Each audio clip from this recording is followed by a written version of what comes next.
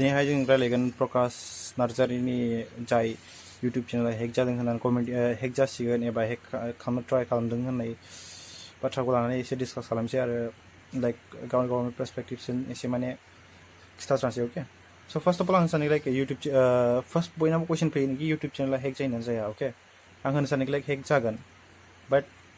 ओरैनो नोंनि एकाउन्टखौ मोनागौ मानि एबा नोंनि एक्सेस मोनागौ मानि बे हेक खालामनो हाया अके ओरैनो जास्ट इमेल आइडिजों हेक खालामनो हाया रावबो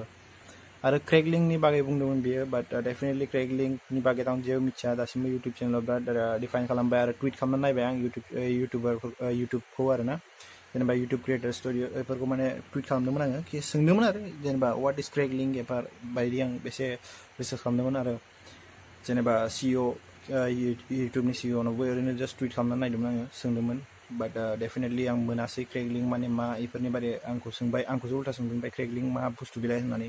स' डेफिनेटलि बे क्रेकलिंकनि बागै बेफोर नोंहा इउटुबाव बिदि क्रेकलिंक गैया अके स' हेकिंआ एक्सुवेलि मस्ट अफ आं होनो सानग्राय सोर खालामो अके बेखौहाय फिशिं होनो अके फिशिं माने जाहैबाय बे ना हमैनाय नङा बे फिशिंआ बेलेग नोंनो लिंक मोनसे हरगोन एबा नोंखौ सफ्टवेयर मोनसे डाउनलड खालामना होगोन बिदि अके स' दायो हेक खालामनाया मस्ट अफ बे रासियान खालामगासिनो रासियानफ्रा बिदि कि नोंनि इउटुब चेनेलखौ हेक खालामगोन हेक खालामनायनि उनावहाय बिसोरो फानना होयो अके बेलेगाव फानना होयो एबा डार्क वेबफोराव फानो एबा डार्क मार्केट्सफोराव फानो मानो होनबा नोंनि चेनेल बायार्स मेरला दङ मानसिफोर अके मेरला बायग्रा दङ चेनेल नोंनो सानना नों साबसक्राइबार गेइन खालामना लाबाय बिनि उनाव फानबाय नों सानो मालाबा 50,000 लागोन सोरबा if you have like around 50K subscribers बा 50,000 जागोन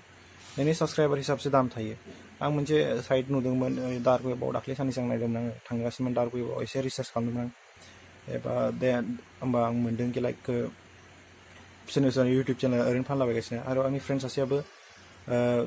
गावनि इउटुब चेनेला हेक जाखांबाय आरो माने बे हेक जाखांनायनि उनावबो मोनफिनबाय आरो बे चेनेलखौ माबायदि मोनफिनदों होननाया कि लाइक फार्स्टआव बे चेनेलखौ माने बोरै हेक जादों बेखौ आं खिथानोसै अके बे लोगोनो मोनसे इमेल आइडि स्पन्सरशिप होननानै माने मोनसे इमेल आइडि हगारगोन फार्स्टआव हगारदों अके इमेल आइडियावहाय मोनसे लिंक दंमोन स' बेखौ होनबाय कि like we are a small company we are just start up so we just want to promote our product to you so can you promote our product and we can pay for that बिदिनो आरो जेनेबा फैसा होगोन होननानै स' $200 होननायखाय $200 स' एसे गरम जाबाय बेबो सानबाय कि लाइक स्मल इउटुबार्स एटलिस्ट स्पन्सर मोनदों सोरनिबा स' बेसो गरम जानानै माने एक्सेप्ट खालामना लाबाय स' एक्सेप्ट खालामनायनि उनाव बेखौहाय फिशिंनि एटेक जाबाय अके स'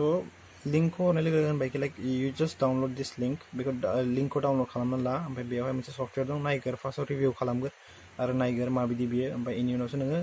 जेनेबाहाय बे प्रडाक्टनि बारै रिभिउ खालामबानो जाबाय होनदों बाट बेयावहाय मा खालामना लाखो डाउनलड खालामना नायबायनो ओमफ्राय सफ्टवेयरा क्लिक खालामबाबो अपेन जायाखै अके स' क्लिक खालामबाबो अपेन जायैखाय माने बेहा सानबाय कि लाइक माने बे ओरैनो सफ्टवेयरखौ मा साननानै सानबाय स' बिनि उनावहाय बे सानखाबाय बेयावनो एसे डाउटबो जाबाय डाउट जानानै माने बे टास्क मेनेजाराव थांबाय पिसिआवसो डाउनलड खालामदों नालाय स' टास्क मेनेजाराव थांनानैहाय बियो आनइनस्टल खालामनानै जि फाइल दंमोन बे सफ्टवेयरनि फाइलखौ माने पुरा डिलिट खालामस्राबाय अके स' बिनि उनावहाय बिनि चेनेला हेक जाबाय बेयावनो मानो बोरै हेक जादों बेखौ आं खिन्थास्रानोसै बे चेनेला माने एक्सेस होबाय अके बे मानसियानो गावनो एक्सेस होबाय आंनि लोगोआनो बेनो एक्सेस होबाय बे फाइलखौ डाउनलड खालामनानै अके बे फाइलखौ डाउनलड खालामनानै गावनो एक्सेस होबाय गावनि पिसिआवहाय स' बिनि पिसिआव माने जेनेबा जोंनाथ' इउटुब खुलिबा मानोबा लगइन थाखायो जोंनि जिमेलफ्रा स' बेखौ पासवर्ड नांलाया बेवहाय स' बेयाव मोनबाय आरो बेयावहाय बे सेटिंआव थांनानै एबा गावनि अनारशिपखौ सोलायनानैहाय गावनि नामाव खालामना लाबाय एबा बेलेग जाय रासियानमोन बे मानसिया खालामना लाबाय स' बे अनारशिपाहाय खालामनाय लोगो लोगो चेन्ज जाया अके एन्ड बेहाय 24 आवार्सआवसो बे चेन्ज जायो स' बेहाय नेबाय थाबाय आरो सार्च खालामबाय बेनि उनाव आंखौबो सोंबाय कि लाइक माबायदि जादों आंना बिदि जादों मादों होननानै सोंबाय स' आं खिन्थाना होबाय चेक खालाम जेनेरेल सेटिंआव बेवहाय मोनगोन अनारशिपआव मोनगोन नों होनबाय एबा सेकेन्डारियाव सोर दङ बेखौ मोनगोन स' बिनि उनाव खालामबाय खालामनानैहाय मोनसे रासियान नेमावसो ओंखारदों अके स' बेहाय रासियान नेम ओंखारनाय लोगो लोगो माने बे रासियान नेमखौ हाथायस्राबाय प्राइमारि अनारशिपनिफ्राय हाथायगाबाय अके स' बेयावहाय बेयो फिशिंनिफ्राय बासिबाय स' बेखौल' होनो सानो कि लाइक बेखौहाय नों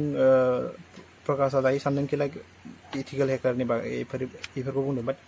बे सिम्पल हेक्सो बेखौ माने जास्ट मेलवेयारखौ मोजाङै बानायनो रोंबानो टेनसन गैया लाइक जायानो जा हेक खालामनो हायो आनलेस बे गावनो एक्सेस होआगौ माने अके स' हेकिंखौ लाइक सिम्पल सानना इउटुबा ओरैनो हेक जालाबाया आनलेस नोङो गावनो एक्सेस होआगौ माने अके स' बेनो सिम्पलसो आं बारा गोलाव खालामनो गैया आं सिम्पलाव लाइक सिम्पलावहाय दिनै खिथाबाय स' दिस इज चेनेल्स फर इडुकेसन अनलि आं इडुकेसननि थाखायसो बानायदों अके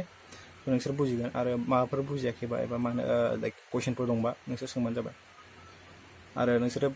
जेनेबा बोरै बासिनो बेनिफ्राय एबा हेकिंनिफ्राय बोरै बासिनो एबा आंनि जेनेबा गावनि इउटुब चेनेलखौ बोरै बासिनानै दोननो बेफोरनि बारै एसे मिथिनो बावनो लुगैदोंबा कमेन्ट खालामबानो जाबाय अके हेपि एन्ड बाय एन्ड जय बर'